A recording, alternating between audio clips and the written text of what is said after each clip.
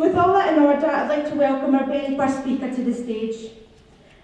Peter McColl is the Rector of the University of Edinburgh. He is a writer and a campaigner and is the co-editor of Bright Green Scotland. Peter has been a leading voice and has been at the forefront of leading the anti-austerity movement in Edinburgh and across Scotland. We're very pleased to have him speak at the conference. Please welcome Peter.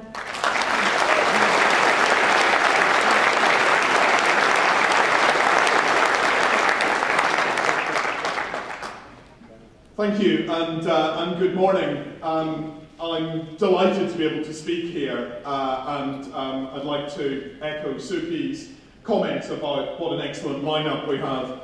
When I became Rector of Edinburgh University, I had to confess that I'd done this to my mother on the phone. And before me as Rector of Edinburgh University there have been 3 Prime Ministers, a Nobel laureate, and Rundrig vocalist Donny Munro.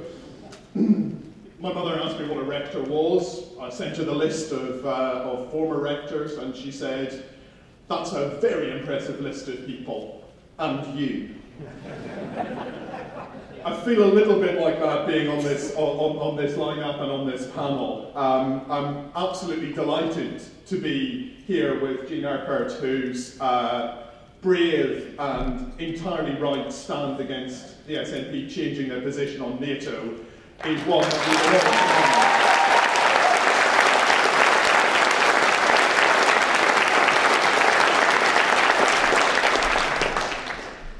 we I was very pleased to be on an agenda with Bernadette McCallisky, who unfortunately I understand may not be able to make it. She may be joining us by Skype.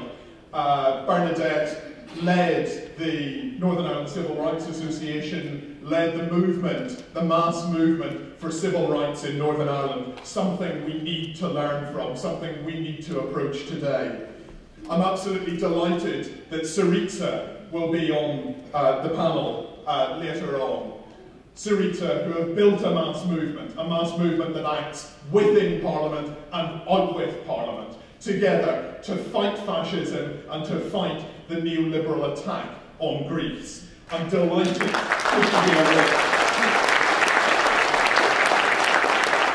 speakers from Sarita, a movement from whom we can learn so much. And that, to me, says 3 things. The first thing is that if independence is to work, and if we're to have the Scotland that we want, we must stick to our principles. We must stick to our principles like Jean. Independence is an opportunity for radical change, and we must seize that opportunity. We must start to set that agenda. Sarita speaks to us of the mass movement that we must create. A mass movement that operates within Parliament, and a mass movement that operates outside of Parliament.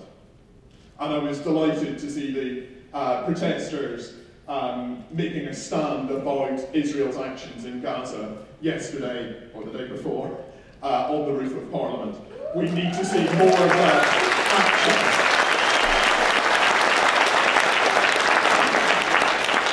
And the reason why we need action in Parliament and outside of Parliament is that since 1973, the left has lost momentum. In the first half of the 20th century, every opportunity for change was seized by the people. It was seized by progressive forces. The collapse of the imperial powers at the end of the First World War led to a revolution in Russia. It nearly led to a revolution in Germany. The Great Depression, the Second World War, led to the creation of the welfare state. The 30 years of rising wage levels, rising living conditions for working people. We've lost momentum since 1973. Naomi Klein, I think, quite rightly identifies the coup in 1973 in Chile, where the CIA overthrew the democratically elected government of Salvador Allende and implemented a brutal program of neoliberal economic restructuring centred around low tax, privatisation and deregulation, a model that's been used across the world, and a model that we in this country have been subjected to since the Conservative and Liberal Democrat government came to power in 2010.